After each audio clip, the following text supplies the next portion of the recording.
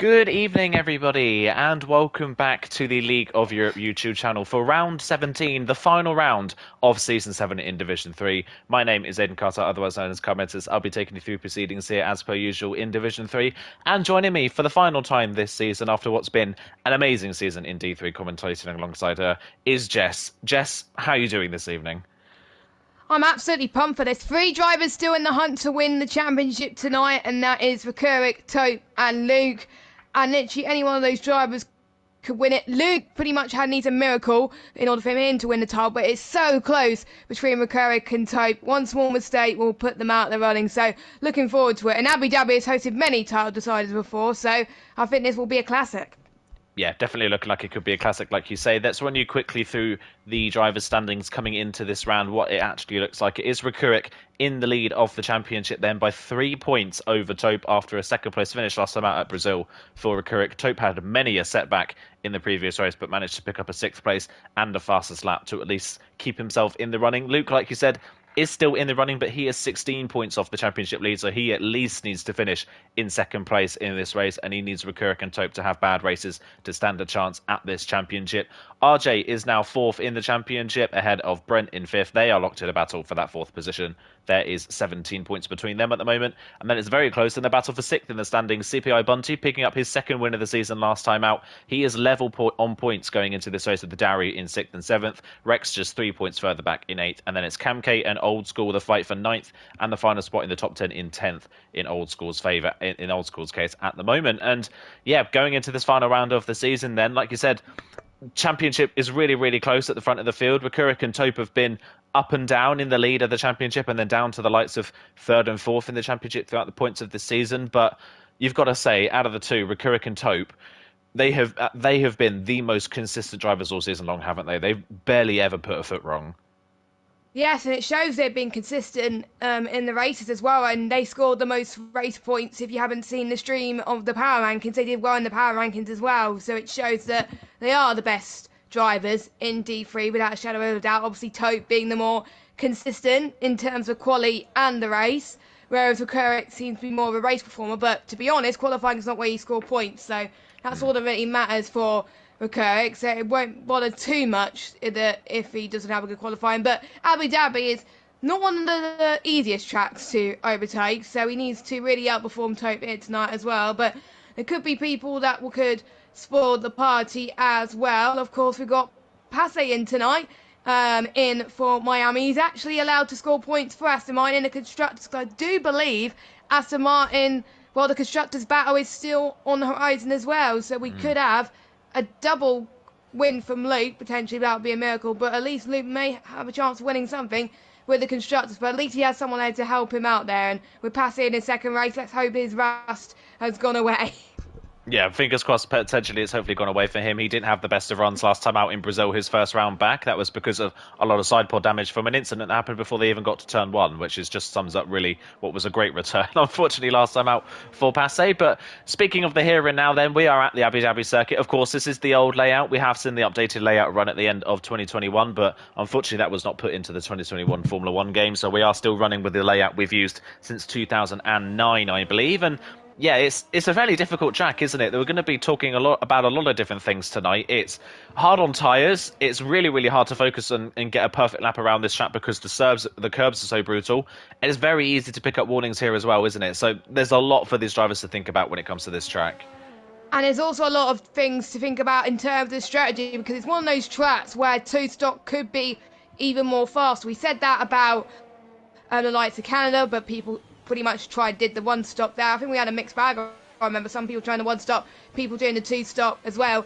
I think we'll probably see the same today as well, and people will be taking some risks in order to perform well in either the drivers or the constructors, because even though they may be out of the fight, there's still points to be settled elsewhere in the championship, because I know a lot of people are going to be pretty much in the top 10 as well, so we'll just have to wait and see. Quite a mixed bag, actually, of drivers on tyres at the moment. A lot of people are on the soft tyres, but quite evenly spread on the mediums as well. And the interesting fact about Abu Dhabi, just like Bahrain, it hardly ever rains here at this part of the world. There's an oddity, like 1% chance that it could rain, but I've never been in a lobby where it's rained in Abu Dhabi in dynamic weather, so And with these drivers on mediums, I assume that we're not going to have the oddity of rain today. So I think most people have practiced pretty much for the drive, but you've got to be prepared. J. Luke, for the last race this season, has gone on mediums and he's spun a little bit, and he's got disqualified as well. So, yeah, he'll be starting from last place unless someone else gets disqualified too. So that's a bit unfortunate. Yeah, but unfortunate for Jay Luke. We're just riding on board with Charlie. He's the first person on a lap at the moment in the Ferrari then. So we'll ride with him through the final sector of this lap. Of course, the final sector, by far the longest sector on this track and the sector of the track with the most corners then as he heads into this triple chicane, which is no longer a thing, which I think a lot of people are very happy about. RJ has retired in the pit lane by the looks of things. He doesn't want to do a lap in this qualifying session then. As through this final sector we go with Charlie as he heads through the kinks of 15 and 16 into turn 17. This corner has been widened in the new version along with the next two corners as well, the next three corners actually, and Charlie getting a little bit sideways coming out of that corner, maybe clipped the curb on the inside just a little bit too much, bit of understeer there as well through turn number 19, through 20, which is pretty much flat out on the new version of this circuit, and into the final corner, which remains unchanged when we drive this circuit later on in the year. And Charlie crosses the line. It's a 36 flat on the medium compound tyre. The delta here is about 6 to 7 tenths of a second between the mediums and the softs, because the softs do tend to get fairly hot by the end of their quali run. So we will be seeing drivers like Bunty and Rex who have done 35.3s on their mediums, possibly dipping into the mid 34s in this qualifying session. Then Chill crosses the line, but his time not fully representative of the pace that he can perform at this evening. Old School will be next across the line. He's the next person on a set of soft compound tyres in this lobby as well, as he heads round turn 21, the final corner of the lap. Doesn't use all of the exit of the road, only goes P3 on a 35.6, goes behind the two medium runners at the start of the session. Rekurik also on the mediums, but a tenth and a half off the provisional pole time of Bunty. And we'll be speaking a lot tonight of our Championship 3. We've got to put a word together, though, for Bunty, haven't we? Bunty joined this championship fairly late into the season. He's not had a full season so far. He's not actually been a full-time driver for the majority of the season, as until, well, very recently. But as of recently, he's done an incredible job, hasn't he, Bunty? He's been so fast. Ever since, really, he got that fourth place finish in Bahrain, he's been an incredibly strong performer this season. Yeah, I think there's been races where he's been inconsistent and not scoring many points, but the last few rounds he's been exceptional as well. And he was pretty much still in the fight, believe it or not, even though he joined not pretty much late into the season, until I think the third to last round as well, which shows how far he has come as well. And we did ask the drivers on what their highlights were this season, and to be honest, I agree with what he said in his highlight. His highlight was Brazil, and to be honest, he pulled off a stellar performance in Brazil, and I think because he improved on his racecraft as well in that race, so it showed how far he's come there. But his low this season, because we asked him as well, was Silverstone in his home Grand Prix and another DNF. I think he had a string of DNFs, didn't he, throughout the course of the season, so it's nice to see him come so far, as we've got Passe at the moment on a flying lap right now on the soft compound tyres. I believe he was on the mediums earlier as well. One of two drivers yet to set a lap time that is still in the session, and the other of which is our championship contender, currently second in the championship, Tope. So he invalidated his first run and he's gone into the pits. He was hoping to do his first lap on the mediums. He's on the back foot compared to everybody else, so it is an advantage for Rekurik at the moment. And we obviously go through the permutations as we go on as well. If Rekurik wins this race, then Rekurik is champion. That is without a shadow of doubt as well. But obviously, if Tope wins, Rekurik would have to finish a certain amount of places to win the title. So we'll keep you informed there as well. Passe, purple sector 2. This lap's looking very good so far. Sector 3 chicane just there at the start looked pretty good as well. So we'll see what he can do. Yeah, we'll see what Passe can do. Like I say, we're going to ride around with him through this final sector. I think the good thing about the championship permutations between Rick and Tope is that if either one of them wins, they're champion. That is one of the great things about how close it is in this championship standings. If Tope wins, the gap in points between first and second is too big for Rekurik to be able to win this championship if he doesn't win this, if Tope wins. So that is one thing we'll be looking out for tonight. I think it's fair to say that Tope and Rekurik will very likely be in the running for the win tonight. Passe then round the final corner, and he goes up into fourth position on that soft compound tyre, but crucially still the top two both on the medium. So Bunty and Rex with their fastest time on the medium compound tyre, looking very strong so far in this session. Whitewire is the first soft runner ahead of Passe, and then it's back onto the mediums for Rekurik. So at the moment, at least, you can tell the people that are on the medium compound tyres are the ones that are feeling a lot more confident in this quali trim, especially considering the delta between the two tyres. you're going to say that the likes of Waichawai and Passe are going to drop about 7 or 8 tenths, the likes of Bunty and Rex, when they go for their first ones on the softs, if they go for their first ones on the softs.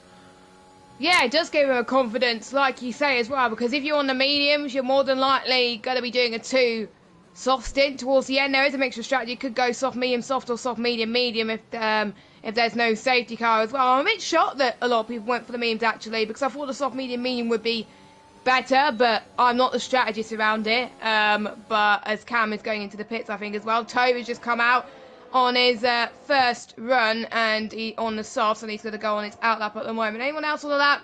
No, it's just everyone on outlap at the moment. A few people out of position, I would say, is FRL Charlie. Now, Charlie has made an impression since he joined the league. He joined, I think, in Russia, I believe, with his teammate Parrot as well, and he's done an excellent job considering as well where he's come from as well. So it'll be nice to see him full-time properly next season. We'll see how a full season can go at this moment in time. He's 15th in the standings, scoring 30 points already compared to some of the drivers that have been there since the start, like obviously Jay Luke and Marty and Noah Jay as well. So he's pulled off an interesting feat at the moment, as he's in P11th at the moment. Still got a lot of work to do, but you know, he's got nothing to lose in this race. If he has another consistent result, then he'll probably be up there, beating the drivers that have been there for ages. Yeah, exactly. Like you say, it's been very good since he's joined. 2 fourth-place finishes are his best performances so far this season. They were picked up at China and Brazil. So, yeah, he's definitely made an impression, like you say. We're going to ride with Tope, though. Second place in the championship, of course. He's going for his first run on this soft compound tyre. He did go out on a set of mediums, but he invalidated the first run, and then coming on to the second lap, immediately invalidated again. So that's why he's not got a time on the board. Then Tope through this first sector, shortest sector on the track. There's not really much to it, except for in the race when you go through turn 3, your hot tyres can make you spin there. So that is going to be one thing these drivers are going to have to look out for in this race as he flies through the chicane. And behind him on the road, I think that might have been potentially Rex behind him on the road. Yeah, it was Rex behind him on the road, absolutely obliterating one of the bollards at the chicane. But I think that's not going to be the first or the last time we see that tonight, as Tope down the back straight then, first of the 2 DRS zones around this track. And unlike Mexico, we do have 2 detection points for the 2 DRS zones that follow after a chicane. So that is nice to see. It makes it very easy for people to repass someone if they've been passed down the first straight. Tope then coming down that second straight now. This one is a little bit shorter, keeps it to the left-hand side of the road for the shortest one up towards the triple chicane. And the second sector is a 57.5, so it's a pretty competitive sector so far from Tope. As it stands, this should put him onto provisional pole, depending, of course, on what other drivers do. He's got the 2 Alfa Romeos in front of him on the road. Chill is on a lap. Bunty is just coming to start one of his runs now then, as Tope through this final sector then, as he heads into turn number 17. Keep it off the curbs on the inside. You can touch the red and white, but the second you hit that sausage curb, you are going to get flung offline through turn 19. One thing to keep an eye on as well, chat limits this evening. There's a lot of corners that we'll be looking at chat limits for tonight, and these are a couple of them. The final corner will be one of them as well. Across the line goes Chill. He's gone P5 in the Alfa Romeo. Tope crosses the line, and it's provisional pole by a country mile, 34.7. He is on provisional pole by just over 6 tenths of a second. Rekurik, his championship rivals, follows behind, but is 2 tenths of a second, nearly 3 tenths of a second slower than Tope after his first run on the soft compound tyres. But we know Rekurik is a lot stronger in the races. His teammate Waichawai has just gone into P3 as Bunty has started his first lap, but is immediately off the pace in the first sector, so he's backed off on this run. So yeah, great lap there from Tope. He obviously didn't get the first one in he would have wanted, but it's a really strong start, and crucially for him, comfortably ahead of Rekurik in the timing sheets. Yeah, and that's what he wants to at the moment, because the point gap is so big between first and second place. We've got Old School, who's coming up to a line now, 10th at the moment. Can he go higher than 10th? Yes, he can. P6. We've got our championship contender of Luke up to the line. He only crossed the line in P4 though, so he's got a lot of work to do to catch up to his nearest championship rival. And then I believe we got the other Williams driver of RRT Derry. They are, I believe, in the running for the constructors as well. 134.4 now. I think Tope wouldn't mind of Derry being in P1. It's a Williams 1-2 right now, which is just like they were at the start of the season, except the other way around. And Derry, I feel like, has been the inconsistent one of the two compared to Tope, but Derry sometimes has been there to pick up the pieces when Tope has not been scoring well, which is great to see, which shows well in the constructors. Brent came across the line in P4 on the medium. Was he on the medium? Yeah, the medium compound tyre. I have to say, that is a solid lap compared to quite a few people on the soft, so that's pretty decent. Imagine what he's going to be on the soft compound tyre, so it's great to see. Cam's on a lap as well. I think we got more people on laps, actually, in front of him, or are they on in laps? They're probably on in laps actually. So we'll follow it on board we can. Also on the medium tyres as well. If we could get into the 135s on a set of mediums, then that will be a solid lap for him. A driver that does not do as well in qualifying, but does considerably well in the race and scores consistent points. He does not improve, so he will probably go into the pits after that as well. Charlie has invalidated his out lap. Let's hope he doesn't invalidate towards the end, because otherwise it will invalidate his next run as well. So let's see. Yeah, he's fine. So he's on another run now as well. He's 14th at the moment. We'll see if he can climb higher. Passay's on a run as well, just about to go into the start of sector 3 too. But no one can match the two Williams drivers at the moment. But we've got Ricciardo and YHYY and Brent not that far behind. So we could see an intense finale. And I think the teammates of the championship contenders, they've got to play wingman tonight. They've got to be like a Sergio Perez from Abu Dhabi last year.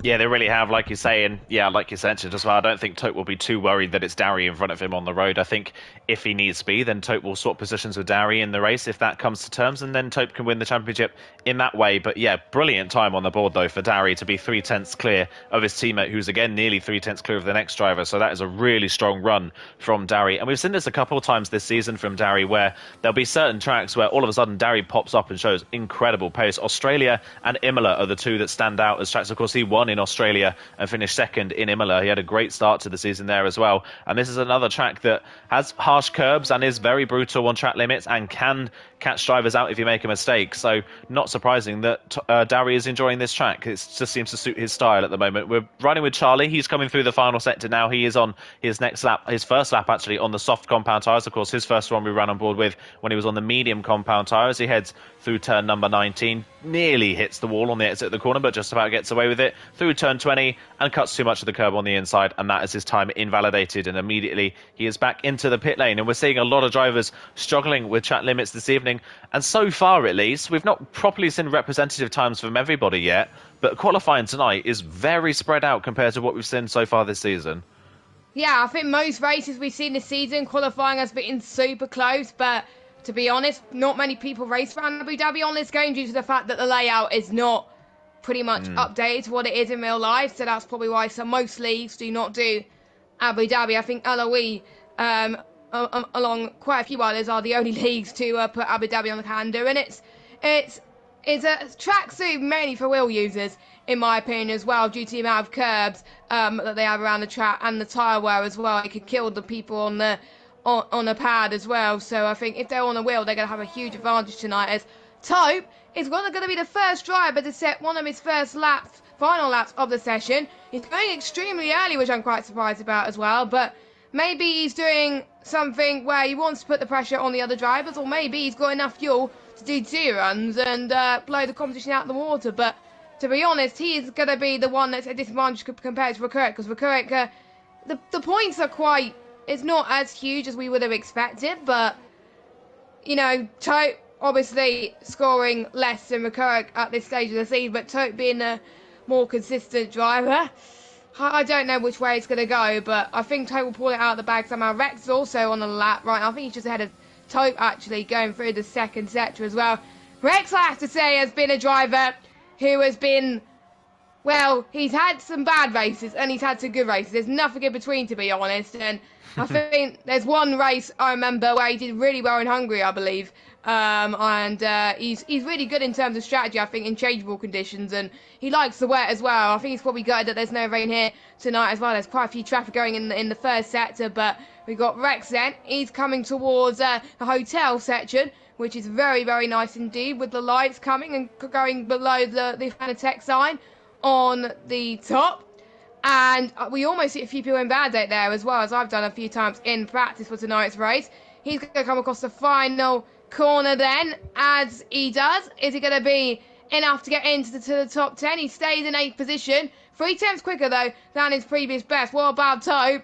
He's got to try and beat his teammate. He's only a few 100s up on his previous best, so... But wow, he still goes quicker. That was an amazing final sector. He was almost 4/10 quicker in the final sector there. So if he didn't mess up in the first few sectors, that would have been a stellar lap, almost the 133s. But that is a time to beat. I wonder if Ricciardo can beat that. I wonder if he has saw that and think, wow, I got a lot of work to do. Definitely, that is the potential. We might have a lot of work to do. Like you say, Rex, unfortunate that his time was that slow, really, isn't it? As Darry's actually had a spin through turn number 3, so Darry's not going to be improving on this run. He's dropped the car at the start of his lap. That is his quali over and done with. So Darry, the best he can hope for is second place. But the fact that he is half a second clear of the next car maybe means that he's not going to be under that much threat. Brent is doing his first run on the soft compound tyres as well in this session, so he's going to be definitely one to keep an eye on towards the end of the session. Rekurik, 0.08 of a second up on his personal best in the first sector, and then through the second sector we'll see what he can do. But of course, most of the time on this track is found in the last part. What can Rekurik do for the middle sector time as he heads down the back straight and in towards the sector split at the very end at the start? Yeah, Luke crossing the line then in the Aston Martin. What can he do? He's only a 10th up at the moment. Crosses the line. Stays 7th. Can't find any more time. Stays 7th on the grid. He's on the back foot then in this race. We've got a long old run down through this final sector. Rekurik was a 10th up by the end of the second sector, but as that stands, that's not going to get him anywhere near the two Williams that are holding out the front row at the moment. Rekurik through this final sector, nice and neat and tidy, not taking too much curb, trying to carry as much momentum as possible through these corners as he heads into turn number 20, lobs it over the curb on the inside, and it sticks nicely for him through the final corner. What can Rekurik do? Can he challenge the Williams? Not quite. No. It's a good final sector. It's a 34.6, but he's still 2/10 off Darry. Stays third on the grid, though. What can Brent do? Brent is 0.3 of a second up through the second sector, and of course he did that run on the medium. So what can he find in the final part of the lap in this Alpha Tower? We've got more people coming to the line. I think Passe will be next across the line in the Aston Martin. He comes around the final corner. Where can he put that car? Stays 10th, retires on the spot, and Brent across the line splits the Williams. Splits the Williams. Couldn't quite get pole position, but it's a good lap from Brent across the line. Yeah, Camke's gone P5. That's a good lap. Bunty, same time as Brent, but manages to get on the front row on his first run on the soft compound tyres. Across the line comes, I believe that was Old School that's gone P8 in the McLaren. Chill's gone into 9th position. That is it for qualifying. Everybody has set their times in this session. It is Taupe on pole position, and crucially for Taupe, there are 3 other cars between himself and his closest championship rival in Rekurik, who can only manage 5th.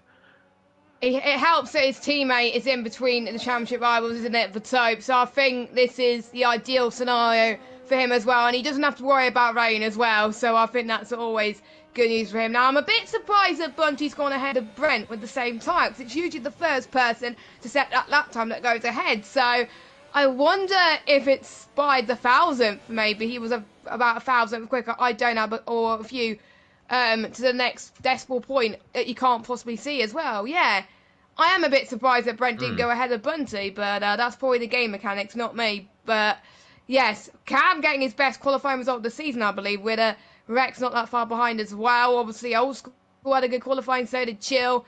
YY only in 10th as well, so we'll see how it goes in the race. Yeah, so running through the full grid order, then it's Taupe on pole position from Bunty, Brent, Darry and Rekurik, your top 5. Then it's Camke in 6th, Rex 7th, Old School 8th, Chill 9th, YY rounding off the top 10. First person, crucially, on the alternate strategy is Luke, so he's going to be one to look out for. Then it's Maverick, Passe, Charlie, and then RJ and J-Luke make up the final row of the grid, neither of them setting times in the session. 6 drivers we've got to keep an eye out for. They'll be on alternate strategies, and crucially, like I mentioned, Luke is the lead of those on that alternate strategy, and while he maybe doesn't have the raw pace, it seems, of Rekurik and Taupe in qualifying, strategy-wise, that puts him in a very good position. Yeah, that's perfect for Luke, to be honest, because he's the man who likes to go on the alternate strategy. I think there's some other people in this division that like to go for the alternate strategy as well. Bit surprised that Cam did go for the alternate strategy today, but to be honest, it's the final race. He wants to go for glory, to be honest, and probably quite a few people think that the softs is probably the best starting tire. I expect to see a lot of people going for the soft, but we could see a few people going on the mediums to start with as well. And that is a bit of a risk in LOE, because we do know, even on reduced safety cars, we still get safety cars in Abu Dhabi, probably one of the most common on the calendar. Hungary, I think we've got quite a few as well in the changeable conditions. So it should be interesting as well. I do see a few medium tyres in some of the garages right now, so I think a few people will be opting for the medium tyres just to get it out of the way. Maybe they want to do 2 soft stints, maybe they want to do 2 medium stints, but again, it does depend on if they get any safety cars or not. So we are about to start with the formation lap, and who has opted for what outside the top 10? Everyone's gone for mediums outside the top 10, so no one wanting to go and start on the softs, then they're gambling for no safety cars during the first half of the race. But again, it won't matter too much. Will we see people go for the one stop, do you reckon? I think it's definitely potential. I think if they can keep speed in the tyres, it can definitely work. I think it's dependent on whether we get safety cars, like you mentioned. If we get a load of safety cars, then the one stop's really not all that worth it. Of course, you need fresher tyres at a safety car restart. If we don't get any safety cars, the one stop is definitely possible around this track. It just depends how you deal with the traffic in the early part of the race and whether you've got any speed and clean air when everybody pits. So that is going to be one thing we've got to keep an eye out on. These soft compound tyres, they're very, very fast for the first 2-3 laps of the race, but from lap 4 onwards, they do start to deteriorate, and there are a lot of corners that you don't think about usually in qualifying that become very, very difficult in the race. Turn 3, like I mentioned earlier on, is one of those, so that is going to be a corner these drivers are going to have to look out for at some point in this race. In terms of strategy, though, like you mentioned, one stop is possible, two stops probably more likely. We'll probably see more people go for the two-stop strategy, but if you're one of those in the championship fight right now, what do you do? Do you go for the two-stop and follow everybody else and try and win on more speed, or do you do the one-stop and try something different? I think we've seen in Canada people taking quite a lot of risks, so I think we will see people that have got nothing to lose, like to chill, YHYY, I think Charlie, RJ, I think they would want to go for the risk and try and do it in the one stop, see if it works. If it does, then fair play. If it doesn't, well, at least they tried it and had nothing to lose at this moment in time. But if you are a championship contender, you pretty much got to stick what you know and do the opposite to what your championship rival does as well to get that advantage. But it is Total will be leading the field away as he's very keen to get started. You all have cold tyres. So Bunty alongside him in the front row. I don't know who gets the better getaway in these starts in Abu Dhabi. Is it the left side or is it the right side? But we do know in Abu Dhabi last year, Lewis Hamilton had the better start and he was on the left-hand side, I believe. So watch out for Bunty in turn 1 because he's going to have I think he's on the racing line, I believe, as well. So he's going to get a good run into turn 1. Brent as well, he's got the slipstream. Darry as well, watch out for those two in the second row. But Jay Luke, he's going to be the last man to take to his grid slot and then we can get going. Yeah, we can get going for the final round of Season 7 Division 3. It's been an up and down season for a lot of drivers, but the top 3 in the championship have had all stellar seasons. Who is going to win out in this championship tonight? It's the last race of the season. Tope is on pole position. Lights held for a very long time, but we are underway for this race, and it's a brilliant start from Tope. Darry as well in the other Williams has had an amazing start off the grid. Tope comfortably leads into turn 1 for Bunty. Darry's got ahead of Brent at turn number 1 as further down the field. Old School's had a good start in the McLaren. He's up a position past Rex and into 7th place down the field. Spun. Yeah, spun at turn 1, and down as goes the Haas from 10th on the grid. He's dropped further down the field, so not the start that the Haas driver would have wanted. There was a little bit of contact there into the chicane. I think Rex into the back of Old School, just a little bit into that corner. There's more concertinaing at the back. J. Luke from last on the grid has had a great start. He's up into 12th position, but Tope, crucially for him, good start to this race. He leads. Bunty right behind, and Darry, his teammate, putting another car between himself and Rekurik, which helps obviously Williams and the manufacturers and helps Tope just that little bit more. Old School going for a move on Cam K down the inside, and it's gone straight into the side of Rekurik there. That was an over ambitious move from Old School. He's gone straight into the side of our championship protagonist Rick. Has Rick potentially picked up any damage from that? If he has, that is horrible for Rick's race as Darry's trying to get past Bunty into the triple chicane. That's not quite happened, but an over-ambitious move from Old School, and it's just gone slamming into the side of the Haas. I hope not. I hope the coach does not have damage because otherwise that is a cruel way to lose that championship. But still, there's a long way to go in this race. He could be OP on the strategy compared to Tope, but we'll obviously have to wait and see. Bunty almost got the move into the second DRS chicane from Tope. Unfortunately, couldn't quite make it work. But you can see Tope pulling away with his straight line speed that he has on that setup, trying to break the DRS from the rest of the field. Obviously, Darry had a good start as well. Luke trying to get past Old School now, up into 7. I believe Old School has got damage after hitting the back of Rekurik, so he's going to come in into the pit. And we've got Passe in as well, so I think he's picked up damage. J-Luke too. I don't know what happened to J-Luke. Maybe he got caught up in something that we're unsure, but they're going to be probably going on to the medium tyres, trying to stretch those mediums for as long as they can, and then probably if they didn't start on the mediums, go on to softs till the end, as J-Luke and YHYY, well, J-Luke's gone on the softs, YHYY probably go on the mediums, I would expect as well. Darry's already breaking free of Brent, and Darry actually lost DRS to Bunty, which is not ideal because he wants to help his teammate. Brent, no, crucial, will have DRS on the next lap compared to Dari, so he could potentially get a move there, which could help drag Recurrick along as well, and Cam K and Luke. Luke, as an alternate strategy, he's doing absolutely phenomenally well in P7, so compared to the other medium runners, he's absolutely flying, but a lot of people had to go into the pitch. Charlie also doing quite as well in 10th position. Out Maverick trying to get past Charlie here. We can see the train growing and growing at the moment. It's going to get very intense. Let us know in the chat, by the way, who you think's going to win the title, Luke, Recurrick or Tope. I don't know which way it's going to go, but it is advantage Tope right now, but anything can happen from this early point in the race, and Bunty just not able to catch up to Tope. I think Bunty is catching him up on the corners, not necessarily on the straights.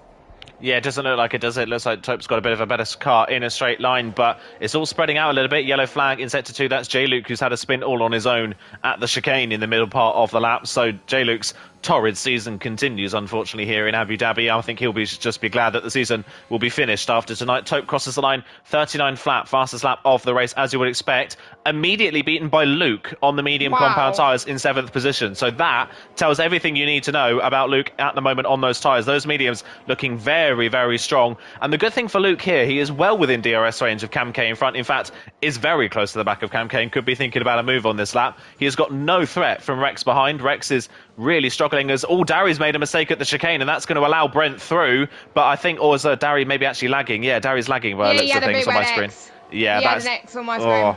That's a shame. Okay, so Dari's connection then playing up a little bit. That's caught Brent out, though, and put Rick right on the back of him. Rick cruising down the inside. Yeah, Brent lost DRS because of that desync there for Dari, which is a real shame for Brent. Really unlucky, and it's gifted Recurrick another place. He's up into 4th position in the Haas, but crucially, he's now out of DRS range to Dari in front, so he could get re-overtaken down this straight if Brent's got enough straight line speed, which sadly for him, I don't think he has, as J. Luke has gone around again at the back of the field. He is out of the session at turn number 3. Is that potentially going to be one of the safety cars we will see tonight? Nothing has been called as of yet. It looks like we might have just gotten away with it, but like I mentioned earlier on, I think J. Luke is just happy that the season's over for him now. Yes, to be honest, every time we say good things about him, there's always bad luck that comes his way as well. And it is a shame, to be honest, but he's got next season to pretty much recharge his batteries a little bit. Maybe the F122 game will suit him better in Alawi, but there is a lot of quick drivers, to be honest, as well, and maybe the tracks on the calendar does not suit him, so he is probably relieved, to be honest, as well, because it's not one of his strongest tracks. Lap 4 out of 28 then. I think Dari's now winning DRS for Bunty now, so I think due to the fact that Kurt was caught out, that's allowing Dari to try and get past Bunty, and that will be pretty amazing. I don't think constructors permutations have been done, unfortunately, so we probably have to do some maths with the constructors, unfortunately, but there's nothing we can't do as Rex gets past Charlie for P8. Luke's still in P7. He could get the DRS. DRS is activated, remember, but with the slipstream and the DRS train, it may be hard because a lot of people in front will get the DRS as well. So he's about 3/10 behind Cam. It's usually enough to get past him anyway. If Cam didn't have DRS, I think Luke would have got past him easily, but that is due to the nature of this train as well. Oh, as Brent spun! I was about to say Brent was going for a move on Recurrick, but he's absolutely spun and he made a right mess of himself, and it's down to 12th place. I know he's still in the points, but Old School could catch up to him sooner or later if Brent's picked up any damage. Luke's just got past Cam into the second DRS chicane there, and he's up into 5th place, and his next rival is Recurrick. So I wonder imagine what his pace is going to be like on the softs towards the end of the race, because Luke is absolutely flying. I think he still has the fastest lap, I believe. No, he doesn't now. It belongs to YHYY with a 1:38.5. Also, on the medium compounded tyres, I believe, or was he on the softs? Actually, on the mediums, yeah. I will double check because he did pit. I remember 4 sets of medium tyres. So I'll check to see if YHYY set his fastest lap on the mediums. Yeah, he did set his fastest lap on the mediums. Wow, are the mediums the fastest tyre at the moment? I think it would, or maybe the soft tyre runners are struggling to warm up their tyres tonight.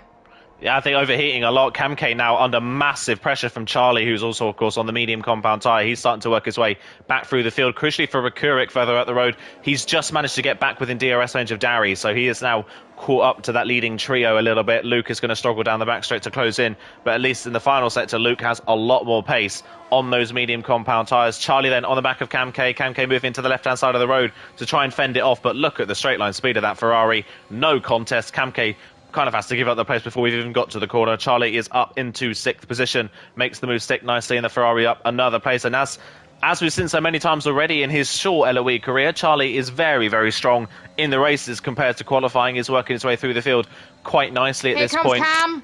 Trying to come back at him, yeah, down the inside, but no, backs out of it, doesn't go for the move. Charlie holds 6th position. I think that's smart from Camke. He knows that he's not fast enough to hold that position any longer. He may as well sit behind and try and hope that he can hang on, but you can see that Red Bull is understeering on the way in and oversteering on the way out. Those soft tyres are completely dead. I think Brent's spin just proves that his soft tyres were completely dead as well. He had no grip on his tyres whatsoever, which is why he spun. And next up to pass Camke is Rex and Chill, who of course both on the softs, and they've got Maverick and RJ sitting right behind them as well on their medium compound tyres. Lap number 6 we are coming on to here. Tope crosses the line. First of the leaders into the pit lane is Rakurik at the end of lap 5 then. He's the first of our soft leaders into the pit lane. He's the only one into the pit lane, and an early stop like that suggests to me Rakurik's going aggressive. He's going for a 2-stop. Yes, and he's going for the undercut as well, so he's going for medium, so I'm strongly suggesting it's going to be soft, medium, medium, because the mediums, well, it's going to be a bit of a push to get to about lap 18, 19 on a set of the mediums to go on to a set of softs in the end, but anything is possible in a way in Rakurik usually proves that at the moment. Will the top 3 respond? Will our challenger contenders respond? Tope has to respond at this moment in time. Always Tope going for the 1-stop. If he's going for the 2-stop, he's got to pit now. If you're going for the 1-stop, maybe stay out for a few more laps. We've got Rex trying to go down his American compatriot into the first DRS chicane, as Rex does get past him as well. But we can see Cam with the slipstream. Cam will have the DRS, so that's probably why Cam let Rex through for the time being as well. But the straight line speed Cam has, can he keep it down the right-hand side line into the end of sector 2?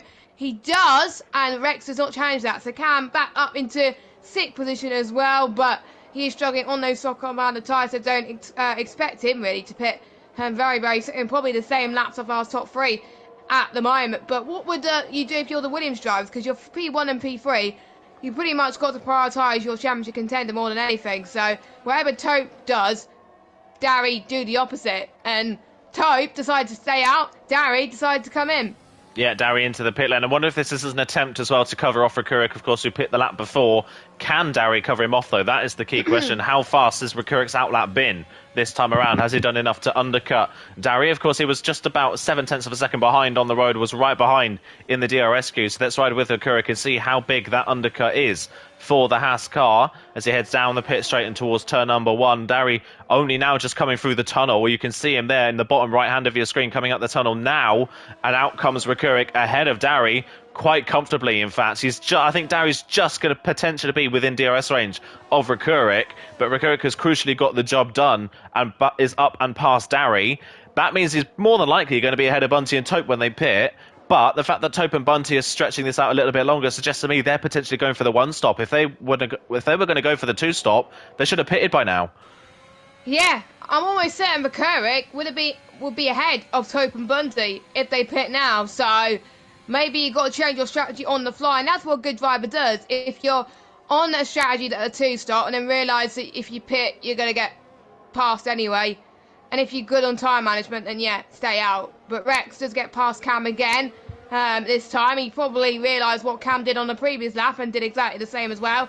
Dari actually gets past Rakurik into the start of sector 3 then. So Dari is back up into 10th position, and that's a good battle that those two will be having as well, which could affect the likes of Tope. I wonder if Dari's trying to hold Rakurik up so Tope can get ahead potentially as well. Tope does stay out. So does Bunty. What about the other soft runners? Will they come in? Rex was thinking about it. He almost did the dummy there. Cam also stayed out. We've got Chill that's in. I'm surprised more people didn't come in then. Well, they might be doing the one-stop after all. RJ's not doing the one-stop. He's coming in. He's going on to a set of, I think, another set of the medium tyre. So he's probably doing medium, soft, I reckon, until the end of this race. And he's got a front wing change as well. So that explains why he's came in. Yeah, unfortunate for RJ. What has happened to RJ in the second half of the season? It's just fallen apart for him, hasn't it? He was the early championship favourite when he was racing at the start. He's nowhere near the championship as of tonight, which is a real shame to see. He is into the pit lane and will likely drop behind White into last position. Bunty then still latching onto the back of Tope. Luke and Charlie both clawing their way up to the two leaders, not as quickly as I initially thought they would, but they are closing back in on Tope and Bunty at the front of the field. Charlie, though, you've got to say, maybe on those medium tyres is looking a bit stronger than Luke at this point in the race. He's managed to catch up to Luke, but into his DRS range, and Luke is low on ERS at the same time. So Charlie may be looking just that little bit stronger, just to cap off what's been a terrible race so far for RJ. He's picked up a time penalty. Chill and Maverick are the other two drivers with a time penalty at this point in the race. Maverick down the inside of Rex. Speaking of Maverick, he's got the move done on the Alpine driver. He is up into 5th place on the road, but he has lost so much time. Sat behind Rex and Kamke, is US counterparts, of course. He has lost so much time that he is now the best part of 7 seconds behind the two drivers in front of him who are on the identical strategy. So Maverick really losing out in the opening 8 laps of this race. Do Tope and Bunty come in? Yes, they do. End of lap 8, Tope and Bunty are into the pit lane then. What for, I would assume, a set of medium compound tyres. They could get the medium tyres to the end of the race from here. They're not going to be particularly fast at the end of the race, but it can be done. It just depends on how much time they've lost to Darian Rekurik in the previous laps. Probably a lot. Probably a lot, yeah. But one thing to note, Rekurik is all over the back of Dari right now, which suggests to me that Dari's not exactly pushing very hard, and I'm not surprised about that. Tope and Bunty coming under the bridge of turn number 1. Got a yellow flag. That is Maverick, who's just had a spin, having got that move done. He's spun through turn number 3. Dari then into the net lead of this race. Rekurik in second, but Tope is not that far behind, considering how much time they've lost. Tope is not that far behind. Oh, and yeah, Maverick recovering from his spin has just spun again, right in front of Rekurik, and Tope said thank you very much. He's back past the Haas and up into 5th on the road. Wow, that is interesting. That could mean, I think, anything in terms of the championship. Now, I will get my notes up because that shows the championship permutations as Tope almost got past Dari there as well. And I was watching Dari on board during his outlap as well. He wasn't going incredibly fast. What he was doing was doing a Perez. He was going slow, not letting Rekurik pass, doing some great defending, and it was allowing Tope to be not that far behind, and then he got past Rekurik, and bing, bang, boot. So, to be honest, Dari definitely playing the wingman, and a brilliant wingman at the moment. I don't think Rekurik has the benefit of that for YHYY, unfortunately, because YHYY is down in 15th position, which is a bit of a shame. That could make all the difference as Passe having a battle with Alt Maverick at the moment, which is not having the best of times. Still in the points, but I believe he's still yet to pit, unless he's pitted already, not entirely sure, and he's also picked up a penalty as well. So FOL Chai still leads with Luke in second place, Charlie being the lead alternate strategy runner at the moment, and Cam the only one that stayed out. Speaking of Charlie, he just spun. Now Luke's the alternate strategy runner that's leading at the moment. Cam has surprisingly stayed out. He's going for that one stop and he's committed to it. Yeah, fully committed to it, and that is our third driver that spun through turn number 3. Turn number 3 really catching these drivers out. By the way, look at Dari. Look at what he is doing. He is backing up Rekurik and Bunty heavily here. Tope is 2.5 seconds up the road in a lap. This is beautiful team play here from Dari. However, I do fear that he's going to get swamped here down this straight. Rekurik is right up behind Maverick's him. Out. Yeah, Maverick has crashed. Maverick has crashed at turn number 3, so another spin for the Red Bull man. He is off the road. Amazingly, it looks like we're not going to get a safety car. So safety car's not wanting to come out tonight. As look at this, 3 wide into the chicane. Down they go, and it's going to be Bunty getting past Rekurik down the inside. Rekurik's going to have to try and switch back him at the end of the chicane, but can't quite do so. And now here comes Dari trying to come back at the Haas down the second straight. Rekurik, for him, he's crucially got to get past Bunty here if he wants any shot at chasing down Tope as they run down to the triple chicane. Around the outside goes Rekurik, late on the brakes. He's got the move done, but that one lap, those 2 laps after the pit stop, and that 1 lap after Tope's pit stop where Rekurik was stuck behind IRT Dari, Tope has disappeared up the road. While that is, of course, Rekurik will be furious at what's happened, that is brilliant team play there from Dari. I have to say, I think Dari knew what his strategic play was during this race as well, because there's also the constructor to think about as well. So Rekurik is in 5th position, so Tope must finish third to win the championship as it stands, and even if Luke wins the race, Luke cannot win the championship. So at the moment, there's a straight fight between McCurry and Tope would win the title as it stands, but don't forget Luke and Charlie and Cam still yet to pit. So Tope, at this moment in time, is still leading. He's catching up to the back of Cam. Someone else has spun. That's Charlie again. He's got a damaged front wing there. Oh, what a shame. After a solid season from Charlie, to be fair, it'll be a shame to end this way as well. And I wonder if he's going to retire in the pit, as both Darry, Bunty and McCurry have got past him. I think this could be another fight between the Haas and the Alfa Romeo, two Ferrari-powered cars, as Tope goes past Cam there. Cam did not fight that because Cam is on old sauce, whereas Tope is on fresh mediums. McCurry has been passed by Bunty again, which is not good news for the Kirk side of things as well. Brent has just got past Charlie to end to his woes. I thought yellow flag set to 2 yet, but it's Charlie. Oh no, it's Darry. Darry spun. Wow. Darry, yeah. The other Williams then dropping the car out of chicane. Didn't see if there was any contact, but I don't think there was. So, yeah, Darry, after what was a great start to the race, he's played his team play, and now he's spun down towards the back of the field, which is a real shame. And, of course, we don't know how that's going to feature into the Manufacturers' Championship, of course, as it stands.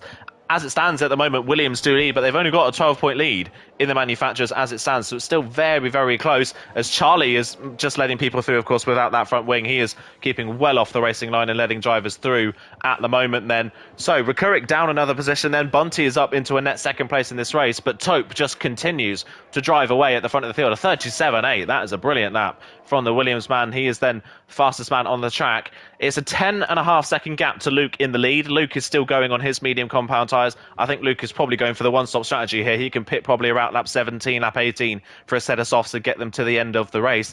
Problem is that Tope possibly could catch him by then and could be a pit stop behind anyway. Luke, though, the only one on that alternate strategy that's managed to last. Every other driver that started on the medium compound tyres has spun at some point in this race. As Bunty's gone off the road at the hairpin trying to get past Kamke around the outside. I think Kamke here is just going to have to concede the positions, but that's given opportunity for Rekurik potentially to come back at the Alfa Romeo down the back straight, but Rekurik's just not got enough straight line speed to get close enough to the Alfa Romeo in the braking zone, and will stay behind Bunty for the time being. Gets very close into the braking zone, just not quite close enough. And this is bizarre from Rekurik, isn't it? We've said all season long, we've said it tonight multiple times, Rekurik has been so strong in the races that it doesn't matter where he qualifies. He's coming up to the back of Bunty into the triple chicane, but again, not close enough. The braking zone is not long enough for him to go for the move. We've said it all season long, Rekurik has been so strong in the races that he doesn't need to have a good qualifying to have a good race. But today, race pace-wise, he isn't a match at the moment for Tope. Tope is just driving off into the distance. I would like to see Tope and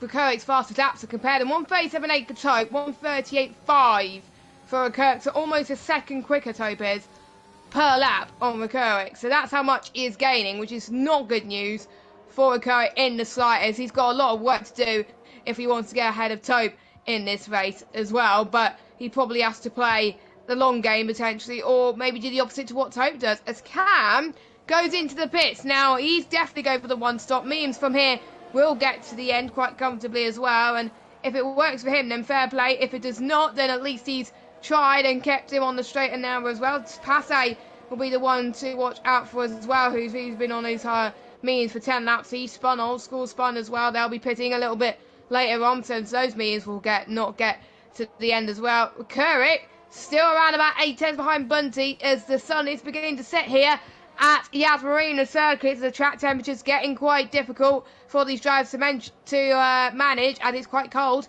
as Rekurik did not get past Bunty yet, but he's going to get the DRS on the back straight coming up soon, so I think that's what he wanted right now. He's in it with a decent gap to try to get past, but he's running out of verds as well, as Darius spun again. Charlie's out of the race.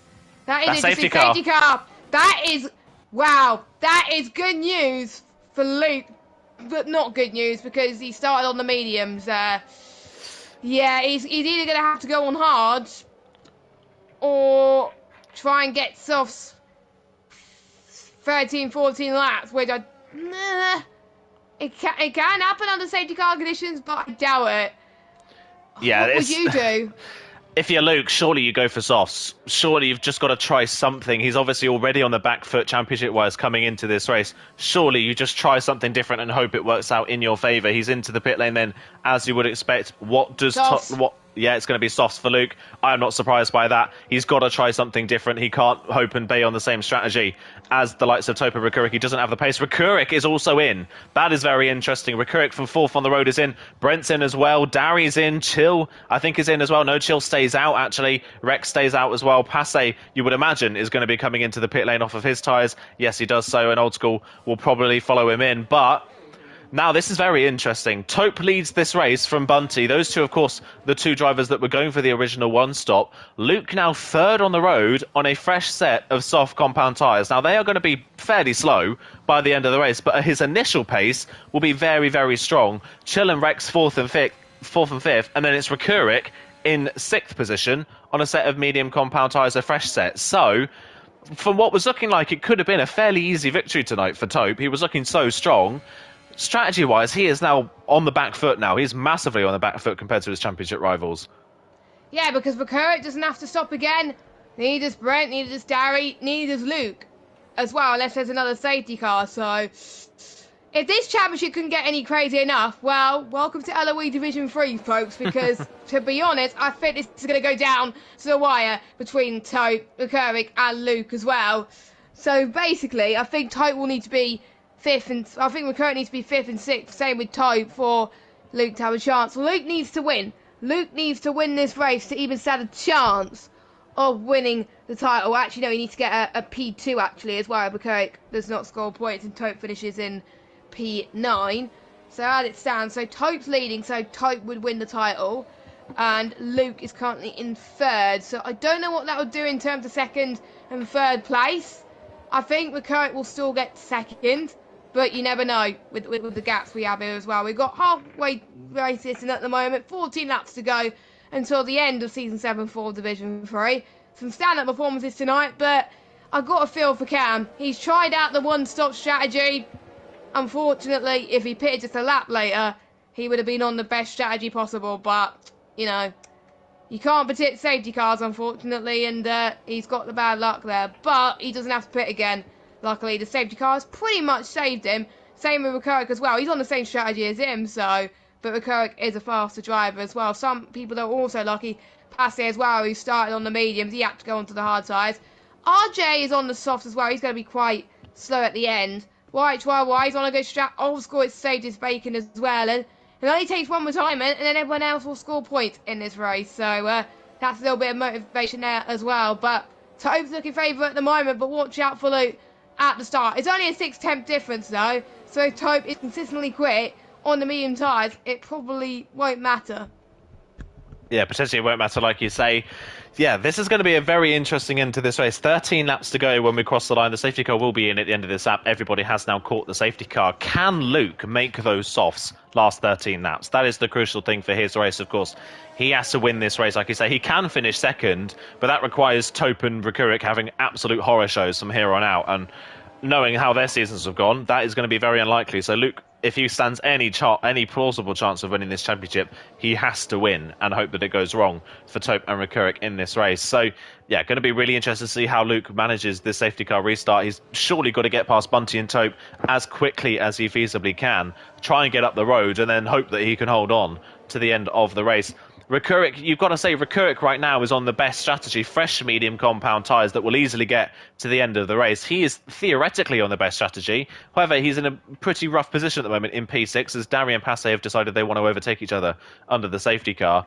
Rakurik here in a very good position in 6th, but he's on the back foot, and we've already seen tonight Rakurik has really struggled to make overtake stick tonight. Yep, he has. His race pace has not been strong at all compared to the other drivers in this league at the moment. Even Rex is quicker than him on in terms of pace tonight. Even, I think, trying to see who else is quick. Bunty as well, to name a few. YHYY. No, YHYY was a bit slower, but I think a few people are quicker as well. Rex as well has had a strong showing as well, but he again will be on the back foot, being on the older tyres, the same strategy as Tope as well. So Tope's going to hope that nothing bad happens to him, because if Tope crashes, well, that's Rakurik's championship, unless Luke wins.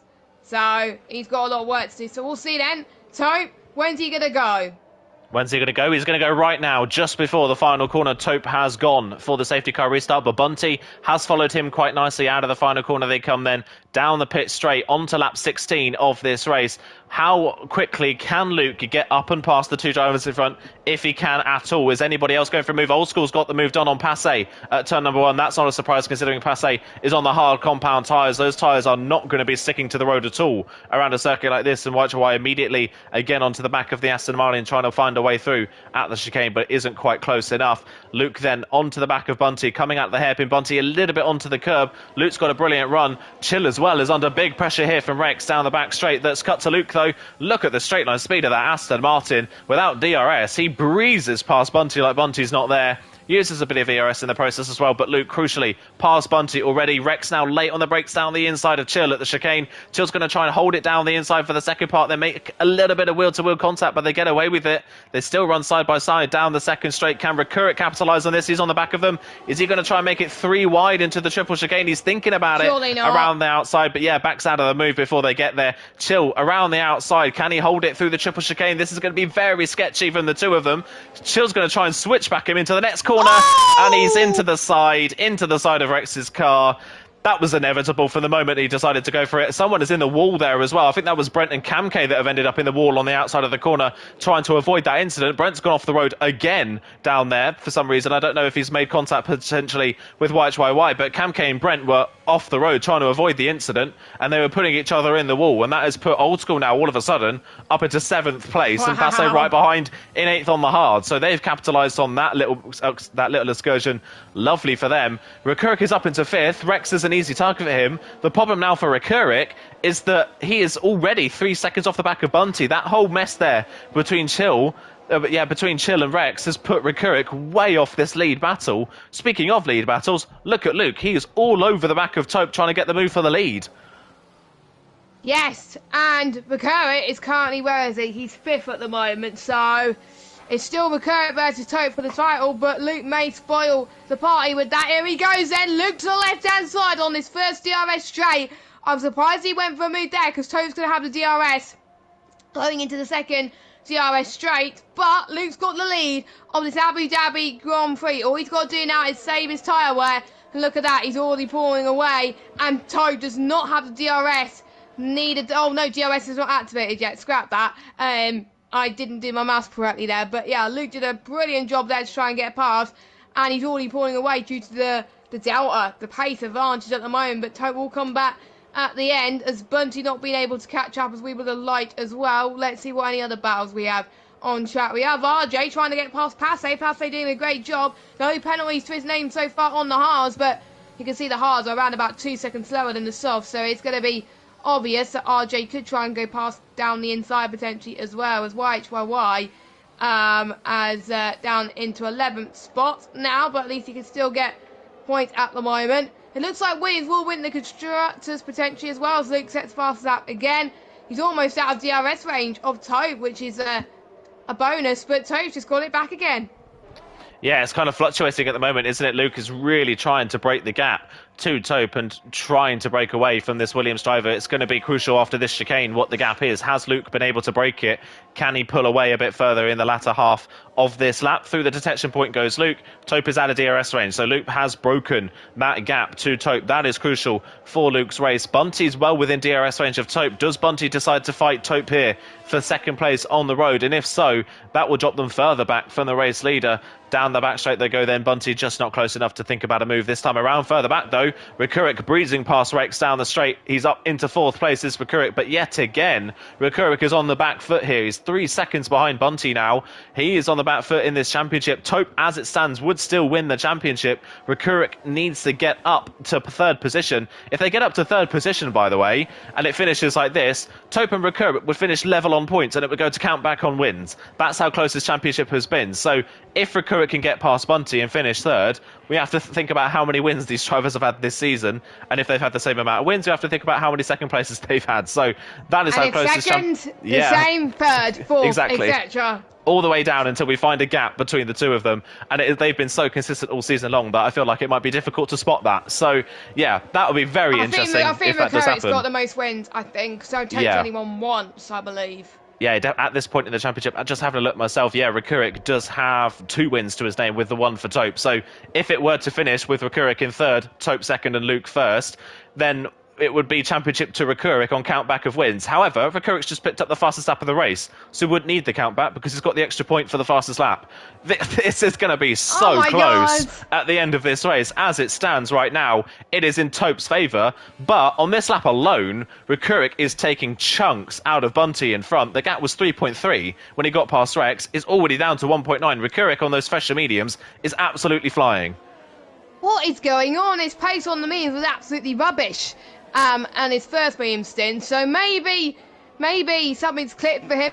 Maybe he's getting used to the track a bit more, I don't know. Or maybe he's doing a lot better with his tyre life. He's doing absolutely amazing as Rex has been passed by both Old School and Dowie there for 5th and 6th place. That could be quite amazing if Old School finishes in 5th, because that could be a battle for 10th or even 9th place in the championship. So that will be great to see at the moment. Fast lap does belong to Brent now. With a 1:36.7, so that's changed the hands again in this championship. I know it has gone incredibly crazy at the moment as well. That could get intense. Now, Rekurik has done a bit of pushing. Now it's got to a stage that, has he pushed too early? Has he pushed too early with the tyre temperatures fluctuating like that? Or is he going to have chance to save his tyre life? That's going to be the most crucial thing, because that he hasn't been that best in terms of tyre management, but he's been pretty much scoring more points as Dowie has left the session. Not really that surprised as Dowie has hit the wall. His AI has hit the wall there. Wow. How's he still in the race? And safety car. Wow. Okay, well that is bizarre. Dowie AIing out of the race and then his AI car crashing at the penultimate corner has brought out the second safety car of this race, and that closes this field right back up once again. Now what do these drivers do in terms of strategy? Chill was the only person that was at the entrance of the pit lane when the safety car came out, so Chill is into the pits for a set of softs, as you would expect, and a front wing change, so that saves Chill just that little bit in this race. Surely now, with the pace that Luke had immediately on those softs, you've got to be in for a fresh set of soft compound tyres if you're anybody in this field, really, haven't you?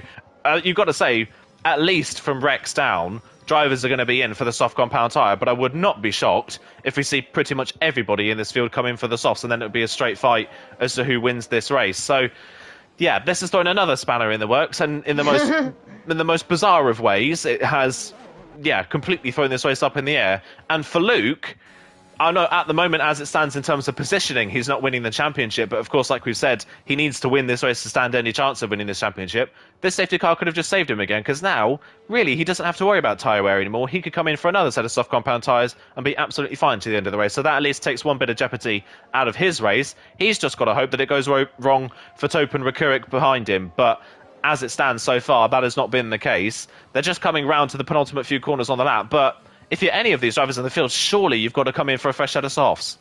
It's a bit of a risky decision, if I were you, to either pit for softs or stay on mediums, because what would you want? Would you want track position, or would you want fresh tyres?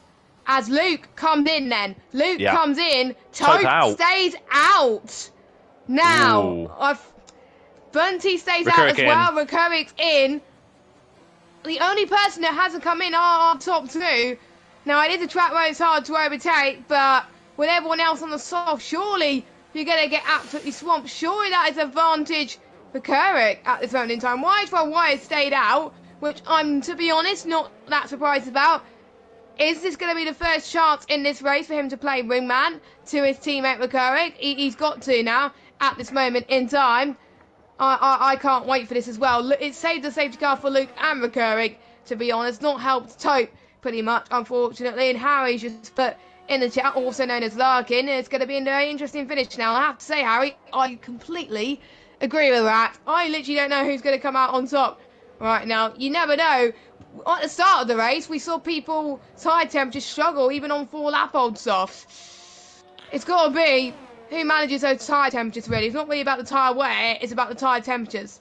Yeah, exactly. Like I say, it's about the temperatures more than the wear at this point in the race. There's only going to be, I think, about 6 laps to go when we restart this race, so they're not going to be worried about percentage wear on these tyres.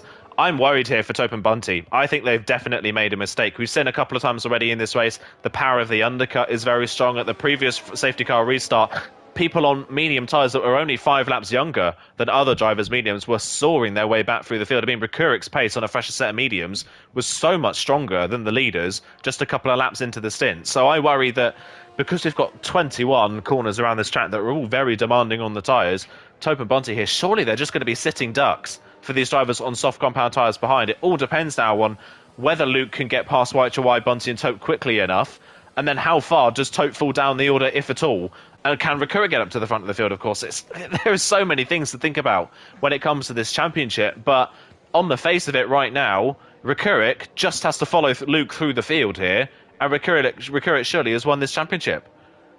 Yeah, indeed. I think Mick needs to finish 6th for Luke to win the championship, and Luke's 5th.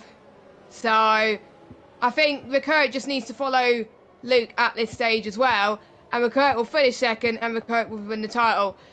I feel so bad for Tope and Bunty, because Tope's been so consistent, and imagine if he would lose the title on this. I think we saw something similar, obviously in real life, with Lewis staying on the mediums and Max going onto the soft tyres. We know how that turned out, but at least they had more laps this time to bear with. They had more laps to just get their tyres up to temperature and actually start getting involved in some battles as well. Time penalties could change battles as well, and well, you'll get points if you stay in this race, so please do not retire, lads, if you're still in this race.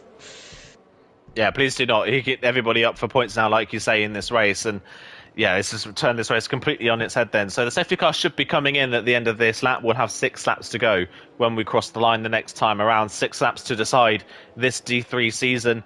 It's Tope on track that leads the way, but as you can see from the tyres, 12-lap-old mediums, they've not pitted since lap 9 in this race, was the last time Tope and Bunty have pitted in this race. YHY stayed out after his pit stop from the first safety car that came out, and then everybody below that, 4th all the way down to last place in 12th, have all pitted for a fresh set of soft compound tyres. So it's going to get very, very interesting in this restart. Can drivers keep it clean as well? That's going to be the crucial thing. Can they keep their noses clean? Can they keep it penalty free as well? There's a lot of things that a lot of drivers are going to have to look at in this final part of this race. So yeah, going to be very, very interesting. Tope as well, second time he's going to have to time a restart here. Does he go at the same time as he did the previous time? Does he go earlier? Does he go later? It's up to him really. He's backing off now. Safety car's in this lap. I'm super excited for the end of this race because I haven't got a clue how this is going to turn out. It could go any one of which ways. Rikurik and Tope could have a terrible final part of this race, and Luke could win the championship. Oh, God, no. Tope could somehow hold on, or Rikurik could slice his way through the field and win this championship. It could go one of any 3 ways. I think all 3 still have a shot at this moment in time. I think no one is completely out of it. That's how crazy Abu Dhabi is. And I did say at the beginning of the race we could have loads of safety cars. Well, I wasn't wrong. And that just shows reduced on any Formula 1 game. I think Co-Master should change the irregularity of reduced in terms of safety cars, because to be honest, it's too many around some tracks, unless Monaco where you don't get any at all. So Tope then, like as Aidan said, is Tope going to go the same time? He goes slightly earlier. He goes slightly earlier than before, and does that help him? That helps him a little bit. But Bunty's already on the back of him as well. This could be huge as well. Look at this. Luke already passed YHYY. And is YHYY going to let Rikurik through? Yes, he does, because obviously the fresher grip. Ooh. And someone's fun. That's YHYY. Front wing damage. And I think he's going to go in the pits and probably go on to a set of soft potentially as well. But I'm surprised there was no safety car there. But Emily Tope still holding on to the like of Bunty. Luke now on the back of this. No DRS, remember, until lap 26. Yeah, no DRS like you say, but look at Luke. He doesn't need it. He doesn't need it. Luke, just like the last safety car restart, Luke is immediately past Bunty down that first straight. That Aston Martin is very fast in a straight line. He has got some good straight line speed in that car, and he's up and past the Alfa Romeo straight away. And look at the grip he's got in the traction zone out of the chicane. Can he get the move done on Tope down towards the triple chicane? He's using his ERS down the straight. Is he close enough to go for a move here? He's going to have to go to the outside. Tope defends the inside line, but Luke doesn't need a second invitation around the outside. Wow. So late on the brakes, but he's just got so much more grip, and Luke is straight back into the lead of this race. Those soft compound tires have helped him beautifully. He is now surely just going to disappear off into the distance and give himself the best opportunity he can to win this race and this championship. Rekurik is again right on the back of Bunty now for third place on the road. He's just got to time his overtakes. As it stands, Tope would win the championship, but Tope is on the back foot on those old medium compound tyres. Rekurik only needs to pass Bunty and he's got the championship. So this is all he needs to do. He just needs to find his way past the Alfa Romeo. He doesn't need to win this race. He just needs to finish in third behind Tope, who if Tope finishes in second, the championship will be the Haas drivers. But it is so close in this trade behind. And look at that. Luke immediately, 1.1 seconds up the road, he's gone.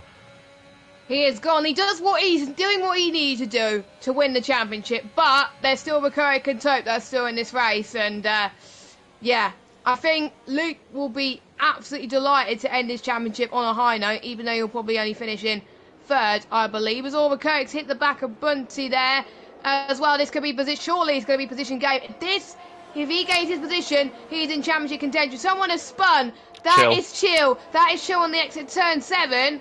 So that really has ended his hopes on getting a good result as Rekurik trying to go down the inside into the chicane. And he does it and gets past Bunty then. So Rekurik at the moment, he's very, very close actually. Rekurik will win the title as it is. But I think obviously, would it be tied at this point? It would be. On points, it would be tied as it stands, as Bunty sending it down the inside, trying to hold the position against Old School, but Old School's going to force him completely off the road there through the triple chicane. They remain side by side. Bunty holds the place, but he got a 3-second time penalty and all of that as well. Old School's going to try and now go round the outside through this triple right-hander pretty much, and he does so. That is just the power of the softs, and Bunty, too late on the brake, slams into the back of the McLaren and misses the corner. That is the effect of not having stopped at that safety car restart. They really should have stopped if they wanted any chance. Bunty, after looking like he could have been on the podium all the way through this race, has dropped right to the back of the field along with his teammates. So what a shame. What a sad way for Bunty to end his season. DRS is enabled. 4 laps to go. Luke has a 2-second lead, but crucially for Rekurik, he is right up behind Tope in second position. If Rekurik can get this move done, there is nothing Tope can do. Championship would be over. Rekurik's championship, it would be, as it stands, it still is at the moment, on count back of points. But Bunty's out. Yeah, he's retired in the pits. He's retired in the pits. That is such a shame for Bunty. What a sad way to end the season. But that is the mistake he made when he decided not to pit at that safety car restart. On board with the Rekurik, though. Look at the traction he can get compared to the Williams down the back straight. He's not using all that much. He doesn't need to. He's got the DRS. He may wait for the second straight. We'll wait and see. But down this first straight, yeah, he's just lifting off a little bit down the straight. He's going to wait for the second straight to get the move done on Tope here then. So he'll go around, hopefully, the long way around. Rex going round the outside of Old School down into the chicane. Gets the move done. Lovely. That is a brilliant move on Old School. Cam K and RJ fighting side by side as well. But further up, here comes Rekurik in the DRS zone of his championship rival Tope. He's going to go round the outside. Can Tope do anything to hold on? No, he can't. Rekurik is up into second place. That is all he needs to do to win this championship. The top 3 in the championship are top 3 on the road, as you would expect. Not in the right order, but as it stands, it's Rekurik's championship to lose. Yep, it is. If he's got to not mess up now. He's got to keep his tyre temps under control. And look at that. He's already within 1.7 seconds of Rekurik. It's Old School spun. Oh, no, Luke's out. Oh, no. Wow. Safety car. Oh, unbelievable. My goodness. We just missed it. We were all just getting ready to talk about Old School spin. And from a comfortable lead and the final, potentially a win in the final race of the season, Luke has crashed out. Luke has crashed out of the race, and with the timing of the safety car, I don't know if they missed it or not, but Tope has potentially missed the pit lane again and has not come in. Into the pits comes Brent Old School and Chill. That has saved Old School's bacon again, that safety car with that spin. That will bring him back onto the pack again. It will bring White Show into play as well, if he can get there, that is. I think the safety car would be in at the end of lap 27. We'd get one lap of racing left. Where have we seen that before? Where have we seen that before in Abu Dhabi, where there's one lap of racing left? God. It's all happening, isn't it? Blimey, it's all happening tonight. And it's the same scenario. Totes Exactly on the same. Mediums. He's in second in the championship. McCurrick's on softs. He's in the lead of the championship. Last year, Hamilton was on mediums. He was in second. Verstappen was leading the championship. He was on softs. Yeah, it's all playing out, isn't it? Blimey, it's all playing out in the way that it feels almost scripted at this point. It's absolutely bizarre. Whiteside decided to come into the pit lane for some reason on that lap, which means he is definitely not going to be catching the safety car next time around, unfortunately. But he will still score points for that 10th place. What a shame, though, for Luke as well. What could have been a comfortable win at the final round of the season. It wouldn't have gotten him anything in the championship, but it would have been a great way to cap off what has been a strong season for Luke. It's not happened. He's retired at the final race of the season. A word on him. He's had a great season, hasn't he, Luke? But just kind of sums it up, really, doesn't it, this race? It's looked so promising for Luke all season long. He's just not had that extra 1% to really fight for the title. Well, I think that... I don't know what that does with the constructors now, because Tote's in P2, Passe's in P6. Is Passe... I don't think Passe is a reserve driver for the final two rounds of the season. J. Cole said that Passe will be scoring for Aston Martin tonight. There we go. So if that is the case, if he is scoring for Aston Martin, Passe has to beat Tope on the road and score 12 more points than him. So, I mean, it's all still possible. This race has been so up and down that anything could still happen in this race, but Passe needs to outscore Tope by more than 12 points to win this Manufacturers' Championship for Aston Martin. That is Passe's goal for the end of this race. He's currently 6th. Tope is 2nd on very old medium compound tyres. The only problem for Passe, there is one lap to go as Old School picks up a time penalty behind the safety car. So to cap off what's been a bit of a shame of a race for him, it was looking so promising after that second safety car, and then it pretty much immediately fell apart after that battle with Rex. So he's now down in 8th with a time penalty to his name. I don't know where to look next. I don't know which way it's going to go. No. I think it's safe to say, barring anything absolutely chaotic happening, the championship here is Rick's. He has got a massive tyre advantage over Tope. He's got one lap left in this race. There's not enough time, really, for drivers to make all these moves done. It's now just a case of how far down the field does Tope drop on these mediums? Can he hold on for a lap to second position? Or will he lose a podium to the likes of Rex and Kamke? Kamke, by the way, in 4th somehow in this race. I don't know where Kamke has come from in this race. Yeah, he had bad luck at the first safety. I think in the first safety car he had bad luck, but the other safety cars, he just had good luck or something. So yeah.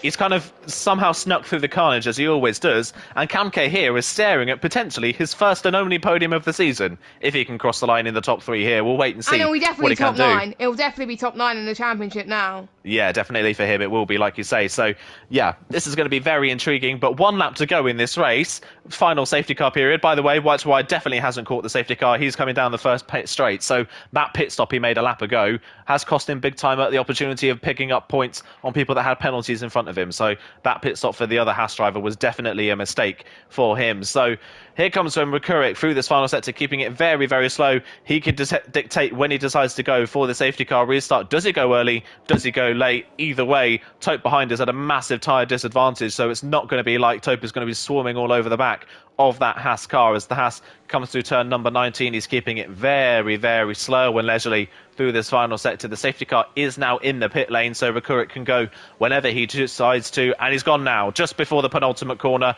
He is underway. Tope not able to react as you would expect. Around the final corner they come for the penultimate time. One lap to go in this race, and immediately Rex is on side by side with Tope coming down towards turn number 1. Can he go all the way around the outside? No, he can't. There's not enough space, but he's going to try and switch back up towards turn 2. Tope almost spins the car, but Rex finds the gap and is up into second position. Tope is down to 3rd, and that just compounds what has been a miserable second half of this race for Tope. The strategy's not worked in his favour. He's decided to stay on those medium tyres this whole time. It's not worked for him. He is now going to plummet down the order on those old tyres. RJ thinking about a dive on Kamke, and Kamke slams the door in his face, holding on to that 4th place position at the moment. Rekurik, though, is driving off in the lead of this race. Nothing Rex can do. He's not close enough to challenge for the lead of this race. Down the back straight. Who is that looking at a move? Old School looking for a move on Brent down towards the chicane. Is he going to go for the outside line? Yes, he is. Can he outbrake the AlphaTauri down the outside? He can, but he almost slams straight into the back of the Aston Martin and breaks his front wing. Has to back out of it, and that's going to allow Chill to get a run around the outside and up towards the next chicane. Kamke on the back of Tope for the final spot on the podium. Can Kamke get his first podium of the season? He's going to think about it. He's not close enough into the braking zone. He'll stay behind, but he's still got this final sector to try and find a gap on the Williams van. Oh, Jesus! But that was a bit of contact. RJ into the back of Kamke there. Kamke getting very sideways through the triple chicane and nearly losing the car. However, we will cut to the Haasman in the lead of this race. For the first half of this race, this championship looked like it was going to be Tope's. The safety cars have completely changed the face of this race, and the one driver that has come out of it unscathed is Rekurik. He's had an incredible season, and he is going to become a double LOE champion around the final corner. Rekurik wins the final race in Abu Dhabi and is the Division 3 champion for Season 7. What a season for Rekurik. That is another title to add to his Season 5 D2 title as well. Absolutely brilliant. For Season 4, what a performance from Rekurik. Rex picks up a podium in the final race of the season as well, which means that he will move into 6th in the championship as his final finishing result. What could have been such an incredible championship run for Tope in this final race completely fell by the wayside, all because he decided to stay on the mediums when everybody else went to the soft compound tyres. It was Tope's championship for the first half of the race. For the second half of the race, it was Rekurik's. Rekurik held on. What a season for the Haas driver, and he's picked up his second championship in LOE. Well, sometimes you need to have the luck and the skill. Rekurik looked very weak towards the start of the race. Towards the end of the race, he was absolutely flying, even on the memes as well. So, doing a great job there as well. A shade for Tope there, but I'm sure Tope can hold his head held high going into the season, none. But at least Tope has got one thing to celebrate, because Passe hasn't outscored him. Williams are your Constructors' champions for D3 in LOE this season, so congratulations to Williams. Yeah, congratulations, like you say, to them. They pick up the manufacturer, so that is at least some consolation from this race. Williams have been a really strong pairing all season long. Darry as well today, shout out to him. He did all he could to try and help Tope win this championship. It just didn't work out in the end with the safety cars at the end of this race, and it is Rekurik that picks up the title. Rex finishes in second position ahead of Tope. Kamke doesn't quite get that final podium, but he does get his best result of the season in fourth. Passe in fifth on his second race back. He'll be happy with that to wrap off what's been an up and down season for him. RJ in sixth. What a great first half of the season. The second half, not really been able to perform as well as he wanted to. It's Brent ahead of Old School. Chill, White to Hawaii is your last finisher in 10th, and then it's Luke and Bunty 11th and 12th. Darry, Charlie, Maverick and J. Luke are the other retirements as well. That was a race of attrition. The first half of the race was fairly calm and fairly standard. The second half of the race was anything but that, but what a performance from Rekurik, and hopefully we can get the champion into the commentary box. I think we'll just talk to the champion today by the looks of things. It's getting pretty close to the start time of D2 and D5, but we of course want to chat to Rekurik after that race, so we'll hopefully just talk to our championship winner today. But yeah, what a crazy way to end the season. I think D3 this season has been so up and down, so all over the place. And I think that final race just proves it, doesn't it? It was unpredictable all the way through, and it's Rekurik that comes out on top.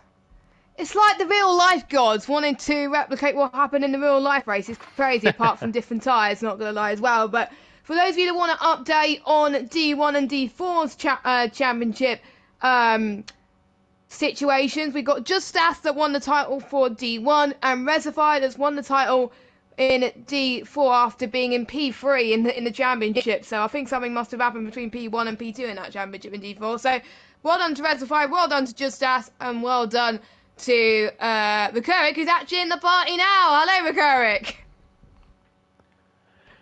Hello, guys. Hello, Rekurik. Well, first things first, congratulations. What a crazy way to end the season, but that is your second LOE title after, of course, your Division 2 championship in Season 4. Initial reactions, how are you feeling after that race?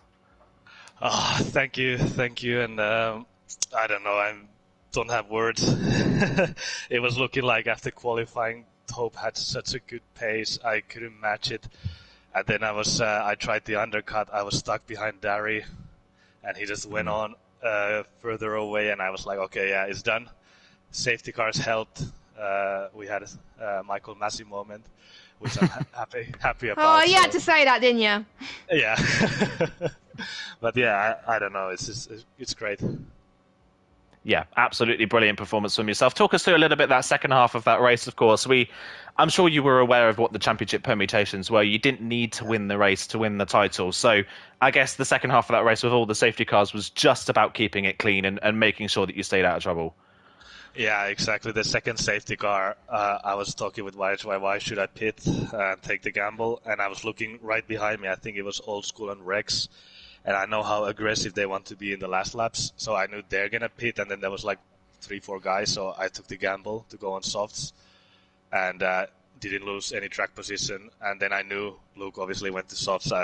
He wasn't a factor if I just keep it clean. And I knew Taupe's mediums were done already. So I just needed to keep it clean. And then the last safety car just added some more excitement. Yeah, definitely did, didn't it? Add a little bit more jeopardy to your race, but you held on in a brilliant way. It's been an amazing season for you. I'll cut to you, Jess, in a second. Just one last question for me, Rakurik. What is your highlight of the season? What's been the favourite moment for you? This race has to be this race. Yes. Nice and easy. There you go. That is the way you want to cap off a championship, isn't it? With a win at the final round of the season. Jess, anything you'd like to ask to our champion? Well, let's talk about the future. Let's talk about the F122 game, our brand new season of LOE. 1, are you going to be racing in LOE next season? And 2, what are your expectations? Because I presume you'll probably be in D2 next season.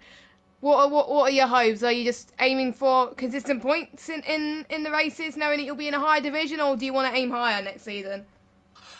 Most likely just being in D2, and we'll be racing. I don't know. We'll see how if I do the preseason races and see how my pace is. But most likely just fight for some decent points. I'm not expecting any wins or podiums. Just looking to have fun. Brilliant. That's my question, Aidan. That is perfect. And that is how we're going to wrap up this Division 3 season. Rakurik, thank you so much for joining us in this party, and congratulations on what has been an incredible season from yourself. What a performance, and what a way to cap off a crazy season as well. Thank you as well to Jess. What a crazy season it's been commentary-wise. We've been in and out on D3 every week. It's been a fairly up and down crazy season for you, Jess. Before we finish off, what's been your highlight this season?